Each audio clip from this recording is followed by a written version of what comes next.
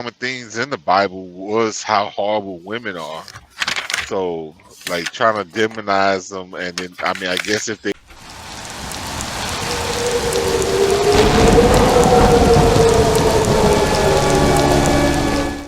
didn't want to give women the Hold power, so I, on. Witchcraft as Africa. Hold on. In Japan, witches are called maho. Across Latin America, the Spanish word for a female witch is bruja. And in China, a practitioner of sorcery, a shaman, is known as wu. In the Arab world, supernatural beings are jinn. The Quran and Hadith, a collection of traditional Muslim sayings of the Prophet Muhammad, both refer to witchcraft.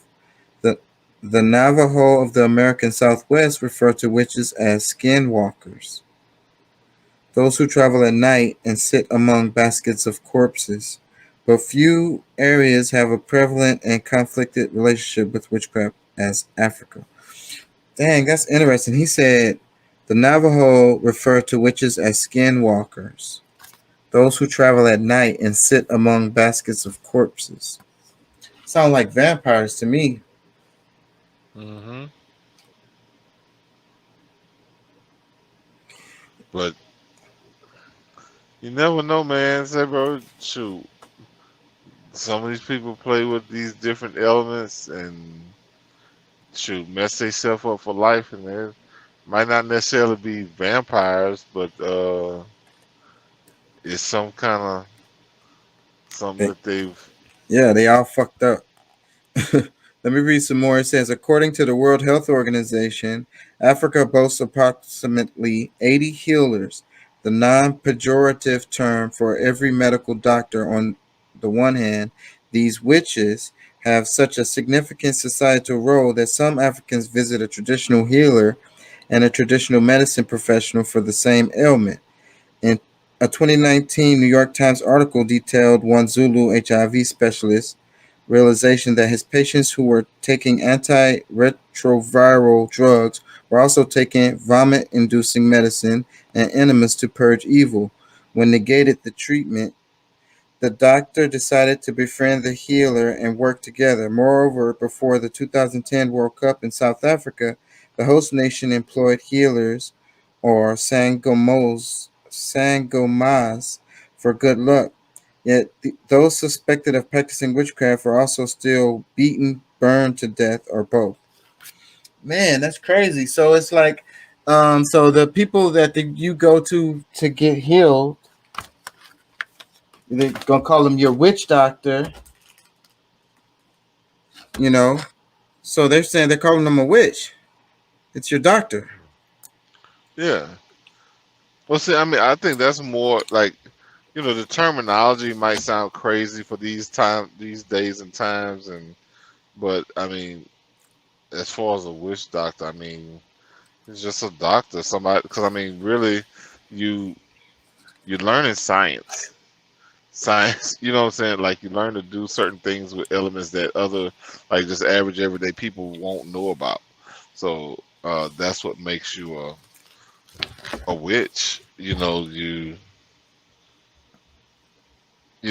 Can put together some concoctions that you're doing pulling your doctor or whatever you want to call it to where those things you can heal or even maybe even make people sick. Like like it work both ways, but for the most part, I would say look at if we're looking at a genuine witch doctor or whatever, they're doing healing and that's a part of their gift is because they know how to mix different minerals and But there's another side of it. Let me read this. It says, even in modern times, terrifying ritual killings occur in Africa tied to practices of witchcraft. In January 2019, 10 Tanzanian children were found dead with many body parts like teeth, ears, and genitalia missing. Some people in the Eastern African nation and surrounding countries believe that body parts used in rituals can bring good fortune and wealth. As part of a crackdown against the practice, Tanzanian police arrested 65 healers in connection with the killings. And the police inspector general now requires traditional healers to carry a license. Hmm.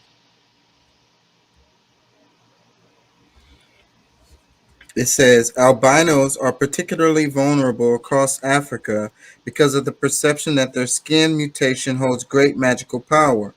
Notions such as the spread from Africa to the Caribbean and the Americas through the slave trade, as did the rituals of Haitian Vodou, pronounced widely spelled Vodou, Santeria, and Brujeria, which all feature good and bad forms of magic. So wait, he said albinos are particularly vulnerable across Africa because of the perception that their skin mutation holds great magical power. What do you think about that? They don't know much about science. I mean, and I guess you can make anything mystical and mysterious, or because of because I mean, if you think about it, in Africa, there's a lot of misconception about light skin, versus dark skin, and they're saying like, okay, or like probably in their mind they think that these people are blessed because they got the light skin, you know, something weird. You know what I'm saying? Like it's just, Yeah, uh, that's it's. I think that's a lot. Some of that is as a result of colonization, but it's not all. Let me read some more. It says across Asia, the belief in the existence of evil spirits is universal per Japanese folklore. Witches fall into two categories: those who use snakes as familiars and those who use foxes. China I Ching Book of Changes in English is one of the oldest divination collections in the world. Written around 10,000 BC, it is a major text for occultism on the Asian continent, especially for Wu, wanting to protect the future through clarom- claromancy, the, the casting of lots. Some people even consider the ancient Chinese aesthetic art of Feng Shui, accepted and popular in modern American culture, to be a form of witchcraft. In India, women are still hunted down and killed for being alleged witches. Villagers often use this as an excuse to bring action against women in their community during property disputes and land grabs. Widows are especially vulnerable to such accusations. The accusers are emboldened because of legislation banning. So that's what happened a lot of times historically. So, like a woman who hmm lost her husband or something, or she lives alone, or maybe she could be gay, and a lot of times because she don't have a dude, they don't know, like something's weird about her, like, where's the men, you know those are the ones that get called witches historically. hmm and They're I the mean, cat some lady. some some some kind of political thing I would say does have something to do with them wanting to exploit uh, these women at these different times, and um, like I was saying last week about like them, these people really know, usually know medicine, or like how these different things happen, and you know they were trying to build up a modern styled medicine. So I mean, those type of people around would hinder their business. So they got rid of a lot of these witches, or anybody who was a like strong healers would get in the way. They would find a way to you know Yeah, get them out of the way. or if they just inherited a bunch of land and shit, and the dude died, the husband died, and they inherited farms and shit and whatever. Somebody don't want them to have that shit. She's a female, she shouldn't have that. She's a witch. Call her a witch and freaking burn at the stake, and then we can chop up the land. Yeah, I mean, I could see that as a scenario as well. This is a weird story right here. Check this out. The child removed from the household of the parent she tried to sleep with. Her name is Robin Nasita. Ms. Nasita is listed as a defendant in a lawsuit alleging she tried to punish moms who rejected her advances by having their children taken away from them. Nasita now faces felony charges for retaliation against an elected official, as well as a misdemeanor charge of making a false report of child abuse as a mandatory reporter. The alleged offenses happened when that woman worked in the County Department of Human Services. According to a criminal complaint, Nasita called the DHS anonymously to report that a local city councilwoman, Danielle Jurinsky, sexually abused her own son in the presence of staff. Okay, that never happened. That was completely untrue. The complaint, however, alleges that Nasita used a personal phone to make the call, and that the authorities investigated the case, found the allegations to be completely untrue, non-factual. Nasita made the call after the councilwoman, Jurinsky, appeared on a local radio show and called for the firing of the Aurora police chief, who was Nasita's girlfriend at the time. Nasita's girlfriend was the police chief that the councilwoman said this person needs to be fired for misconduct. Now, things have gotten worse for this once trusted individual in the community. After Jurinsky filed a civil lawsuit against Nasita and the County Department of Human Services because of this ridiculous allegation, several other women came forward. These other women, what did they allege? They're saying that Miss Nasita, when a county child protective caseworker would lure them in, make sexual advances towards them, and when the advances were rejected, Nasita would try to take their children away, utilizing her official position as a child protective worker.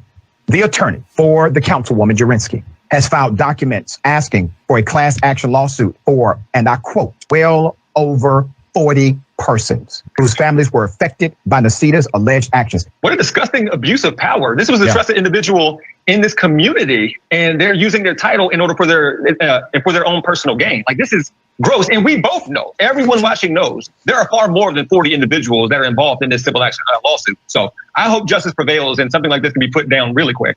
This is a former Colorado child protection caseworker who has now been charged. Why? Because according to multiple individuals, she would make sexual advances. And when those sexual advances were rejected, she would then engage in a process to get the child removed from the household of the parent she tried to sleep with. What you think about that? That's wild, boy. I mean, sheesh. And it's a female doing that? Isn't that a female? Yeah. That's some, bro. Damn. And this is a real story. Real story. Man, what this world has come to, man, and some of the depravities that come about when you start to, you know, when you know, and I was saying this not long ago, it's like when you start accepting too much, you know, like, you know, yeah, you want people to live and be free and this, that, and the other, but I think when you relax things for people too much, that's when they overdo things. That's like what they said about the white man, you know, in the beginning, like, because they had so much freedom, like they got away with everything. So that's not just for one group of people. That's for anybody. You know, Yeah. so I mean, I think to some extent, like, man, like, I don't know, bro. That's crazy. But I mean, I'm glad, you know, she got caught, and they, you know, I guess they're gonna do something about it. Yeah, man. How many people, and that sucks so bad, because when you think about them child protective cases and stuff like that, you know, that the parent is like, bro, they none of this shit true. Like, this bitch is making this shit up. Meanwhile, everybody else is like, why would she just make some shit up? Exactly. Because I mean, and, you know, somebody that's holding a position like that, you know, you give them a certain level of respect just because they have this position. But then, you know, but I mean, just like anybody else, I mean, any human being can be, you know, a fault. But bro, that's some wild thinking. Like, it's like, oh, so if I do this, like maybe I can get that ass if I can, you know what I'm saying? So Like, fucked it's, up. you know what I'm saying? Like, She you can't know, just get ass on her own without having to fucking blackmail people. that's the thing. That's what I'm, like, bro. Most of us ain't cute, bro. You know what I'm saying? Like, That and sucks. That's terrible.